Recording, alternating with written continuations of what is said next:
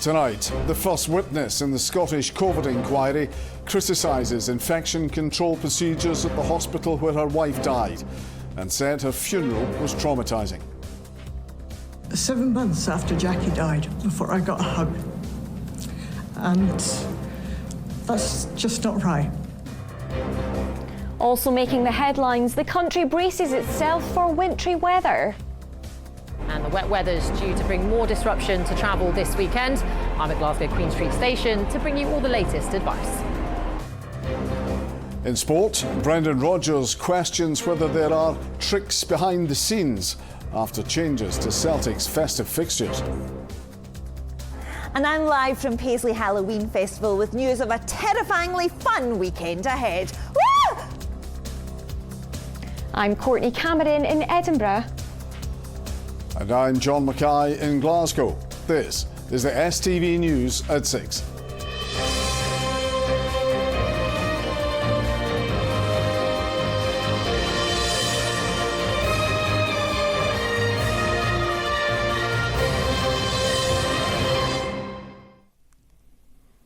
Good evening. A woman who lost her wife to COVID has criticised the infection control procedures at the hospital where she died. Jane Morrison is the first witness to give evidence at the Scottish COVID-19 inquiry, which is examining the Scottish Government's handling of the pandemic. Ms Morrison added she is disappointed the Scottish Government has not yet handed over any WhatsApp messages to the UK inquiry. Tonight, the Deputy First Minister insisted ministers are committed to cooperating with both COVID-19 inquiries. Here's our political reporter, Laura Alderman. It was a nerve-wracking morning for Jane Morrison as the first witness to give evidence to the Scottish COVID-19 inquiry. Her wife Jackie went into Ninewells Hospital in Dundee in October 2020 after developing jaundice. It was there she became infected with COVID-19. Every time I went to visit, there were patients in the car parks with no masks, no social distancing, getting round the one visitor row, and I was able to sit with her for 15 minutes before she died. And then I sat with her for a while afterwards. The inquiry heard the handling of COVID funerals was traumatic. The most difficult was the lack of physical contact after bereavement or at a funeral.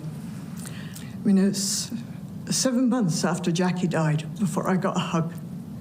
Jane hopes her story will lead to a better response for future pandemics. It was a lot of mixed feelings.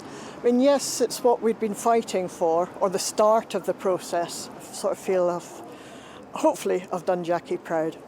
But Jane and other bereaved relatives have reacted angrily to revelations the Scottish Government has not yet handed over any WhatsApp messages to the UK COVID inquiry. Lawyers now believe the majority of these messages may no longer be available. A newspaper has claimed clinical director Jason Leach cleared his daily. He was unavailable for an interview today. I was very disappointed because I was always of the impression that they're going to fully cooperate. They do have quite a lot of importance because they show the thoughts behind something often. My experience as a minister over the last 2 years is that government decision making always happens through the formal channels. That way it's recorded and it is available. This afternoon, the inquiry heard evidence from the relatives of care home residents who were largely cut off from loved ones during the pandemic. No, we felt the rights of our loved ones had been completely trashed from day one, and we felt our rights had been completely trashed from day one. We weren't seen as husbands, wives, lifelong companions. We were seen as vectors of infection. That's all we were to public health. Those who lived in the care home were so heavily restricted in their lives, which could have been, for many people, the last couple of years of their lives. And that, to me, will always be the biggest injustice of what happened. My mum's human rights, her rights to family life, my rights to family life, they were ignored. The inquiry will resume on Tuesday. Laura Alderman, STV News, Edinburgh. Parts of Scotland have been warned to brace themselves for further heavy rain in the coming days, just a week after some communities were devastated by flooding. A yellow weather warning is in force for much of the northeast, causing more disruption on the railway lines between there and the Central Belt. Well, Caroline Lewis is at Queen Street Station in Glasgow for us now. So Caroline, what's the latest advice?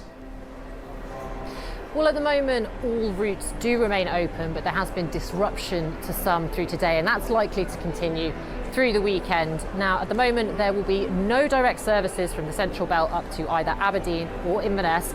Instead, passengers will have to change at either Perth or Dundee, and onwards travel from there is going to be particularly slow. And that's because speed restrictions have been put in place as a safety precaution, just in case there is flooding or high water levels. But inevitably, this means there's going to be delays to services, and some may even be cancelled. In fact, as we were setting up, the Aberdeen train was cancelled. But the rail operators say they're doing everything they can to keep people as up to date as possible. We'll be working very closely with the Met Office and our control centre to ensure we can deliver as best service as we possibly can. Our intention is to keep all routes open, but it is dependent on the weather, so our advice, as always, is check before you travel. Now, at the moment, that yellow weather warning is staying up north for the rest of today and tomorrow, and that will be covering parts of Perthshire and northern Aberdeenshire. But on Sunday and Monday, that's when it's going to start to move down towards the Central Belt, taking in Edinburgh and parts of the borders. Now, as with last week, motorists are being told to take care on the roads because there could be flooding and surface water, and of course the ferry services across Scotland could also be impacted. Caroline at Queen Street, thank you. The Labour leader, Sir Keir Starmer, is under increasing pressure to call for a ceasefire between Israel and Hamas after the Scottish Labour leader, Anas Sarwar, challenged his position on the conflict. The Scottish Labour leader's own position seems to have changed slightly from yesterday. Well, our political editor Colin Mackay has been following this. Colin, what's changed? Well, pressure is definitely mounting on the Labour leadership to call for a ceasefire. We've already seen Labour Party officials in Kelvin resign from their positions over this. Sir Keir Starmer is being lobbied by Labour councillors, by Labour MPs. We've even heard of some frontbenchers threatening to resign over this. Now, yesterday, Scottish Labour leader Anas Sarwar was sticking resolutely to the Starmer line when I asked him about a ceasefire after First Minister's questions. We need a peace process because currently there's no peace and there's no process, and that's what's ultimately going to deliver a safe, secure and sovereign Israel and a safe, secure and sovereign Palestine. But should there be a ceasefire? Well, I think, an end to rocket fire going in and out of Gaza speaks for itself. That means an end to violence. What is Labour's problem with saying the phrase ceasefire? But on the violence, it's really, really important to stress you need to have the immediate release of hostages, the immediate access to humanitarian assistance, an end to rocket fire into and out of Gaza, and a meaningful peace process. But it sounds like you support a ceasefire without actually using the phrase ceasefire. Well, look, I'm really caught by words. I don't understand the trivialisation. The point I'm making here is... politicians can talk about a ceasefire in the Middle East. You can't. No. Why is that? So, is this a Labour problem? No, an end to violence, I think, speaks for itself. Ultimately, we want an end to violence. We want the protection of human life, whether that be an Israeli life or a Palestinian life. Things moved on a bit today, though, when Labour London Mayor Sadiq Khan became the first senior figure in the party to break ranks against the leader and call for a ceasefire. He was followed quite closely on social media by Anas Sarwar. We need to see the immediate release of hostages, immediate access to humanitarian supplies, food, medicine, electricity, water into Gaza, the immediate cessation of violence with an end to rocket fire into and out of Gaza. And let me be clear, that means a ceasefire right now. Now, the First Minister was the first senior UK politician to call for a ceasefire a fortnight ago, and this has all been a bit uncomfortable for the Labour leadership. For many in the party, calling for a ceasefire is a point of political principle, but none of it really makes any difference to what's going on after 21 days of war, of death and devastation in Gaza and Israel. All right, many thanks, Colin. To other stories, and Scottish water workers will walk out in 2 weeks' time in a dispute over pay and grading. Members of Unison, the GMB and Unite will strike for 4 days from the 10th of November, and they're warning it could disrupt water supplies, sewage and flood repairs. It could affect the water quality, drinking water quality. It could affect the sewage outflows into rivers and waterways, and it could also have an impact on the transport system with their burst pipes, flooding roads, if we have the floods that we've had in recent weeks. The Scottish Greens say the SNP's decision to freeze the council tax next year is not a good policy. The Greens conference will debate the plan tomorrow, but co-leader Lorna Slater says it will not break up the Butte House agreement between the two parties in government. The announcement of the council tax freeze was certainly very frustrating in the nature of how that was announced. It is absolutely the Scottish Greens' position that the council tax freeze is not a good policy, and we now need to work together to ensure that councils are properly funded. The real goal here, and this is part of the Butte House agreement, is to reform the council tax. The veteran broadcaster Ken Bruce has been made an MBE for his services to radio, autism awareness and charity. After receiving the honour at Buckingham Palace, the 72-year-old said he hoped it would help highlight the challenges facing autistic people following his son's diagnosis. A Holyrood committee says it will consider all views as it scrutinises a bill designed to stop protests outside abortion clinics. The bill would make it an offence for anyone to protest within 200 metres of the facilities. Now, from manufacturing to launching into orbit, Scotland is moving closer to competing on the global stage of the space industry by offering a full range of services. The first rocket launch from Scottish soil is expected next year. One firm based here believes Scotland is on course to become Europe's leading space station. MPs from the Scottish Affairs Committee visited Skyrora in Cumbernauld as part of its inquiry into what support the industry needs to fulfil its potential. Our political correspondent Ewan Petrie reports. In a warehouse in Cumbernauld, they're building rockets to take satellites into space. The number of businesses like this is growing in Scotland. More than 8,500 people work in the sector here, a fifth of the UK's total. And the numbers continue to rise. We believe that when we get to regular commercial service, which will be launching our launch vehicles probably about one a month, maybe a little bit less frequent, but something along those sort of lines, we will have a staff of 400 strong. We will be facilitating or helping to create 1,500 new jobs in the supply chain. The ambition is to achieve a £4 billion share of the market and 20,000 jobs by 2030. Do you think Scotland can become one of Europe's leading space nations? That's what's on the cards. That's the opportunity that we still can target and have on the table. Scotland is already punching above its weight in the space sector, and it's becoming more and more attractive commercially.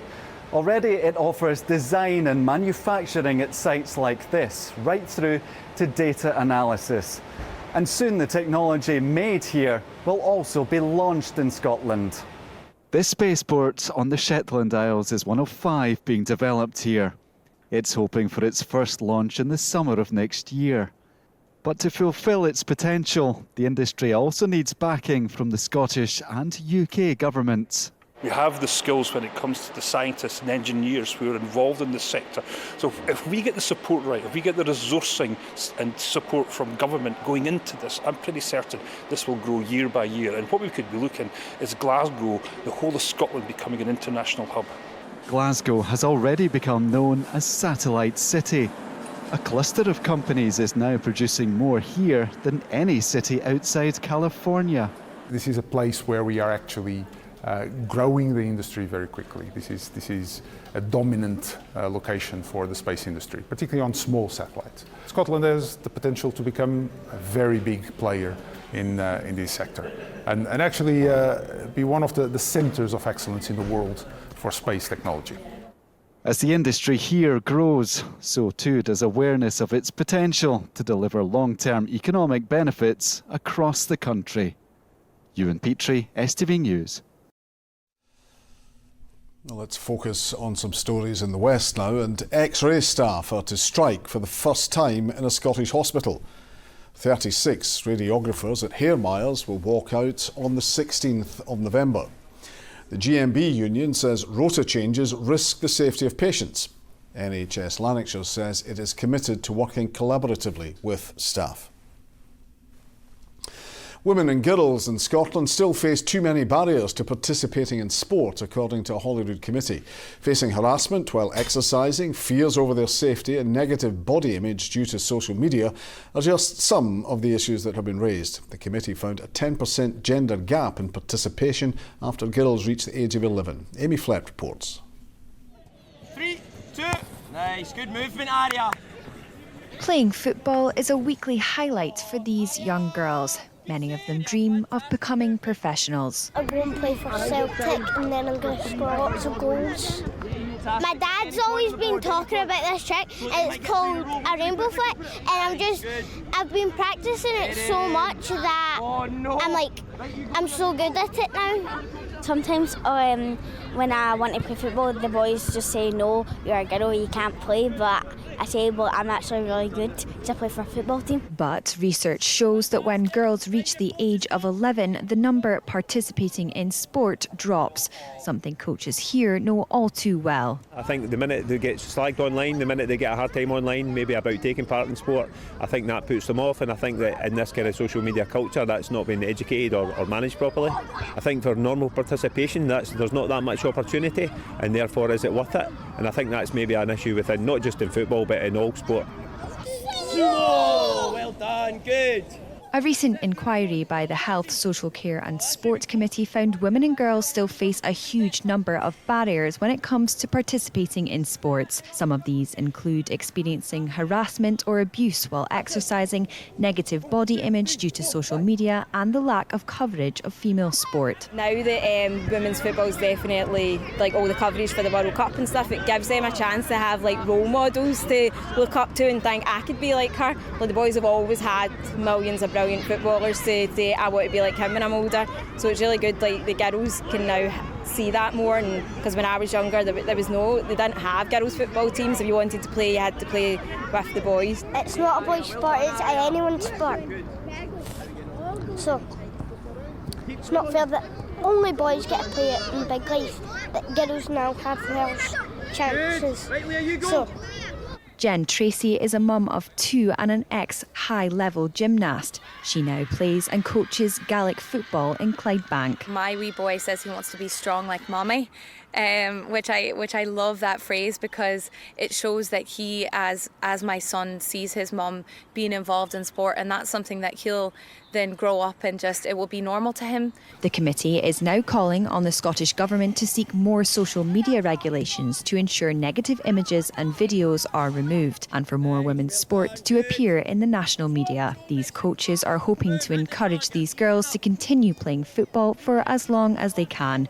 Amy Flett, STV News, Glasgow. To the sport, and barely has the dust settled in the European games and we're into a weekend of league football, Rana. We are, John, a full fixture card of the Premiership this weekend, but it's fixture schedules in December, which has annoyed some clubs. Good evening. Brendan Rodgers has questioned the SPFL's festive fixture schedule, saying it's unfair Celtic repeatedly have games away from home immediately after Christmas. Motherwell and Rangers are also unhappy after their game in December was moved to Christmas Eve. Well, ahead of this weekend's games, both Celtic and Rangers have received bad news on the injury front. Brendan Rodgers is happy with his team's progress, but when it comes to the club's fixture schedule over the festive period, the Celtic manager is less impressed. Today, the SPFL announced the champions' trip to Dundee has been brought forward from the 27th of December to Boxing Day. For the last 7 years, Celtic's first game after Christmas has always been away from home. This doesn't sit well with the Parkhead boss. They were very, very unlucky to be drawn away, or someone's making tricks behind the scenes. But 7 years on the spin, this club's been away at that time of the season. Now, that's not right for supporters. So hopefully they can maybe look at that going forward. Rodgers has revealed Rio Hatate will be out for a number of weeks after sustaining a hamstring injury against Atletico Madrid on Wednesday night. The Celtic boss was encouraged with how his side coped without their midfielder as they matched one of Europe's top teams. We're in the process of becoming a really good side at the level, and the cynics will look at it and say, well, you got 1 point from 3 games, but it's more than that. It's more than this season. It's but next season, the season after. Kemar Roof missed last night's game through injury and is unavailable for this weekend. The striker's Ibrox career has been disrupted by injuries, and Clement says they need to get to the root of his problems. Probably we need to rebuild. The next weeks we need to take a really good look at that, because he's been struggling already for a long time with the same things. So it's important to find also what's the reason for that, and not always to find a solution to get him fit for the next game and then struggling afterwards again. Meanwhile, Rangers and Motherwell have criticised the SPFL after their game at Fir Park on December the 23rd was moved to Christmas Eve. Hibernian boss Nick Montgomery believes his side have learned some valuable lessons ahead of tomorrow's clash with Celtic. Hibs were heavily beaten at Ibrox last weekend in what was Montgomery's first defeat in charge. The East Road club welcomed the champions to the capital, and they're keen to put on an improved performance. Everybody has to be on their game, for 100% of the time, and not 50% of the time, not 75% of the time, but for the whole game. If that's 90 minutes, if that's 95 minutes, concentration is key in games against the top team. So if we concentrate and we defend well and we get the basic fundamentals right in that defensive structure, then we know that we've got players that can hurt any team in the league. St Mirren manager Stephen Robinson says Jonah Junger's return to the first team will need to be carefully managed. The striker, who's been sidelined for 9 months after undergoing surgery for a cruciate ligament injury, scored for the Saints in a bounce game this week. I've got the best physio around in Jerry Docherty, and Jerry will tell me when he's ready to play. There's certain things we haven't ticked yet. I want Jonah back for the long term, not for 2 games. So I'm very much guided by the medical side of it. We're delighted with him. He's training every day. He's had no reaction, but we need minutes in his legs, and we'll get that over the coming weeks. Well, St Mirren are at home to St Johnstone tomorrow. Elsewhere, Motherwell host Ross County, while Livingston take on Dundee. Kilmarnock's match against Aberdeen on Sunday is a 12 o'clock kickoff. Pedro Martinez-Losa says Scotland's women's side face an exciting challenge as they prepare to face the Netherlands in the first of a Nations League doubleheader tonight. The Scots are away to the Dutch for the third group game. Striker Aaron Cuthbert has been ruled out of this evening's match. That, folks, is all your sport tonight. Thanks, Raman. Now here's Sean with a look at the weather forecast. A breezy morning will be followed up with a flurry of fresh delights for lunch. TUI sponsors STV Weather. A very good evening to you. Now, the weather's going to be settling down for a time into the early part of next week. We've got high pressure ridging in from the north, colder air coming in, but the main rain train gets pushed away to the south across England and Wales, and that's where the main storm track is to start next week. So things will be quieter Monday, Tuesday, Wednesday, but then towards the end of next week it does look as if the stormier weather may start to push back northwards with milder conditions. We'll take a look at that in a wee second, but for the time being, through tonight, a lot of dry weather, some clear spells across the far west, cloudier skies, outbreaks of showery rain further east, but it will be a mild night. Temperatures about 9 or 10 degrees, 10s, 50 degrees in Fahrenheit, mild because we've got a lot of cloud. Now tomorrow morning for most of us, a lot of dry, bright weather, apart from the far southwest, some showers here, and we'll start to see that rain drifting a wee bit further north into the afternoon. So I think a mainly dry start for many of us, but increasingly wet later on the day, and also increasingly windy, especially around the coasts. Temperatures about 11 or 12 degrees, nudging up to about the mid-50s in Fahrenheit. Now it's going to be a windy day on Sunday, especially around coastal parts of the east, with that wind funneling potentially through the central belt for a time, and also bringing us plenty of rain, especially so to the east, where there is once again the risk of some localised flooding issues. But next week, with the weather settling down, for the geysers heading out for Halloween, it's going to be rather chilly. Temperatures getting back down to low single figures. TUI sponsors STV Weather.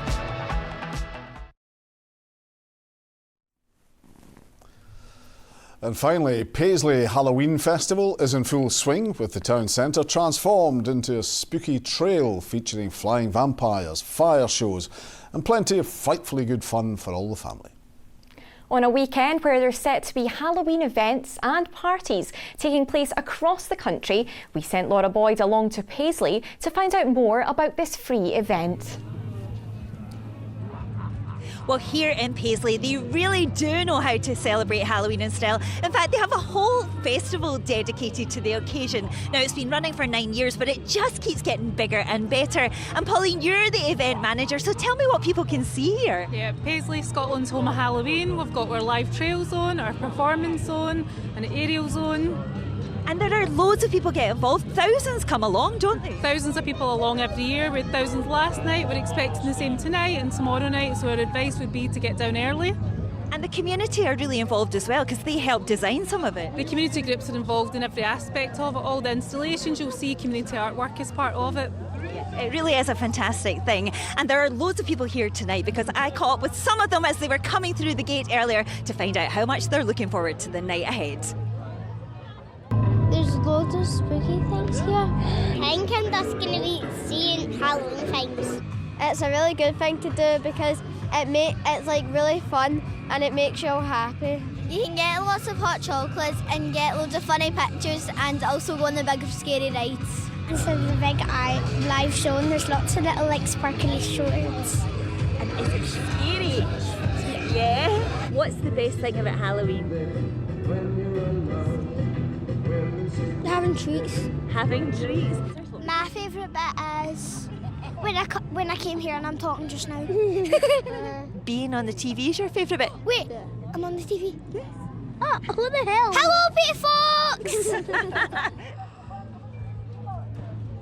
Well, there are loads of little monsters there and loads of little monsters here. Listen, if you want to come along to Paisley Halloween Festival, you can do so tonight till 9 o'clock. It's also on tomorrow and Sunday, 5 till 9 as well. And it's all free. It is a brilliant event. But whatever you're doing this weekend, have a frightfully good time.